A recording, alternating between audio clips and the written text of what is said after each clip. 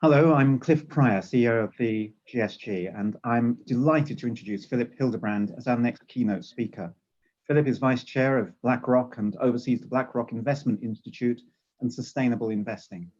He's an advisor to Oxford University's Blavatnik School of Government and is an outstanding speaker on the future of investing. Welcome, Philipp. Thank you very much, Cliff, and I want to thank the GSG's Impact Summit for giving me the opportunity to speak today and be part of this wonderful lineup that you've assembled, which I think underpins the importance of what we're witnessing around impact investing and more broadly sustainable investing. Only a decade ahead of the 2030 deadline to meet the United Nations Sustainable Development Goals, the COVID pandemic is significantly derailing the progress trajectories in many countries, especially, as you know, in the developing nations. On multiple fronts linked to public health, unemployment, inequality, and education, the importance of the goals has been further highlighted and amplified. At the same time, it has in many cases become even more challenging to reach them. COVID has demonstrated once again that emerging countries remain deeply vulnerable to sudden capital outflows. In effect, the existing investment gap has been aggravated. In other words, it has become even more self-evident that finance must play its part. The question is how.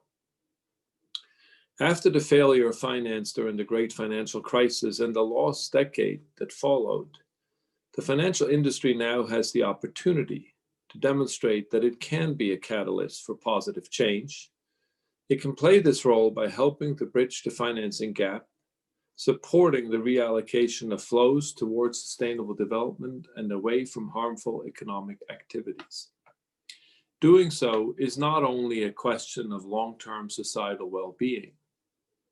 As a fiduciary on behalf of our clients, we are of course driven by the conviction that bringing sustainability to the core of what we do as an asset manager is the best way to protect the long-term financial prospects of our clients.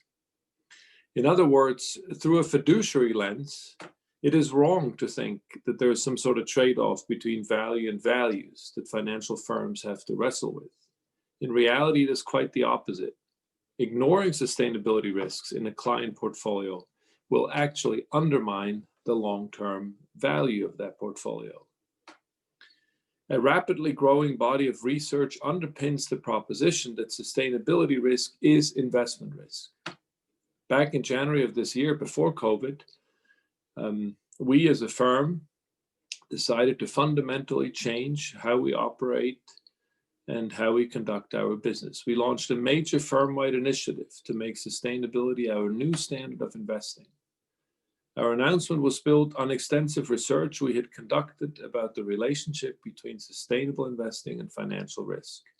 It was the combination of empirical evidence and shifting client preferences that gave us the conviction that we were at the crossroad of a fundamental reshaping of finance and that it was our fiduciary duty to respond to it.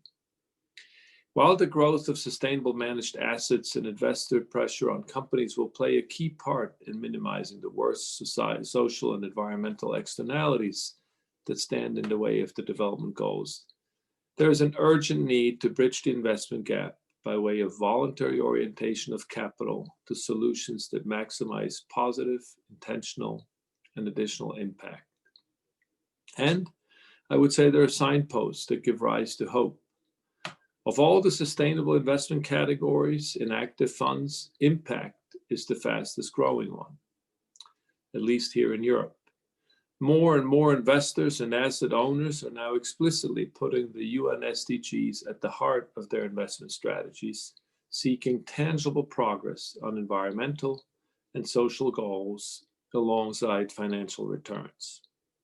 In doing so, not only do financial actors recognize that it is impossible for business as usual strategies to achieve the SDGs, but there's growing conviction that sustainable strategies represent a long-term opportunity for higher, more diversified, and therefore more robust returns. And this is precisely our conviction at BlackRock. We consider it a core element of our corporate purpose to expand the available choices for all our clients to invest sustainably. As we enhance and expand our sustainable investing capabilities, we are responding directly to the needs of individual clients and more broadly to societal needs. Through products, engagement with companies, partnerships, and initiatives, we are trying to advance creative ways to fill the funding gap towards achieving the SDGs. We developed a new impact reporting framework for our latest Global Renewable Power Fund, which targets investments in renewable power and other climate infrastructure that demonstrates how each dollar of investment achieves up to $2 of impact through CO2 emission avoidance, water savings, jobs created, as well as community contributions. We partnered with FTSE Russell to develop and implement a new benchmark for a client, a big European client, with an index aligning to 4 UN SDGs.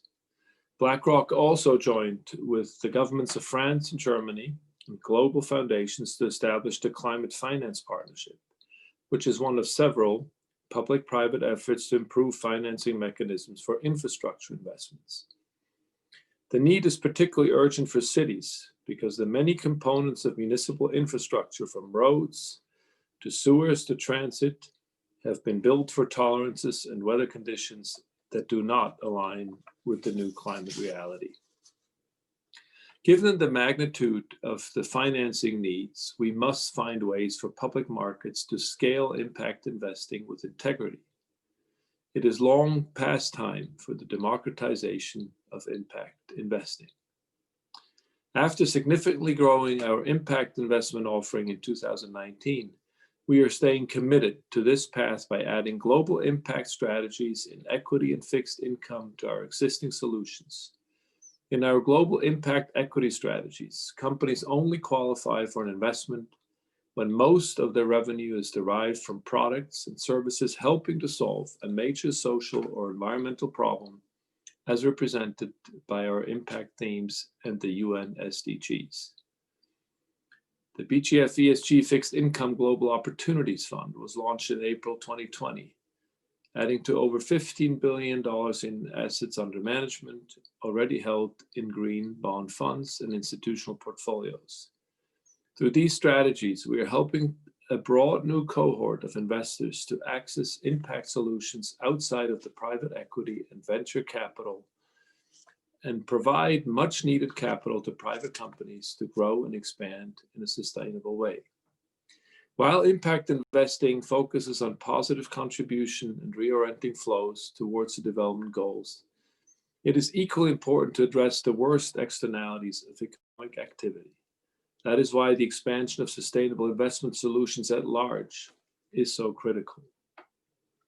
By making sustainable solutions the new flagships and by transparently integrating social and environmental considerations in all of our funds on our active platform, we affirm that global finance has only one way forward, the sustainable way. The COVID-19 pandemic has exposed the vulnerability of the global economy from risks that are exogenous to the financial system. In a post-COVID world, we will have to marshal our efforts to tackle crucial challenges in health, education, reskilling, and climate change, among other areas. Our economies will have to recalibrate from maximum efficiency to greater resilience, or as Larry Summers has put it, from just in time to just in case. As the UN SDGs are essential to long-term prosperity, they must be at the heart of our response to the global pandemic and the extraordinary efforts pulled together to rebuild our societies.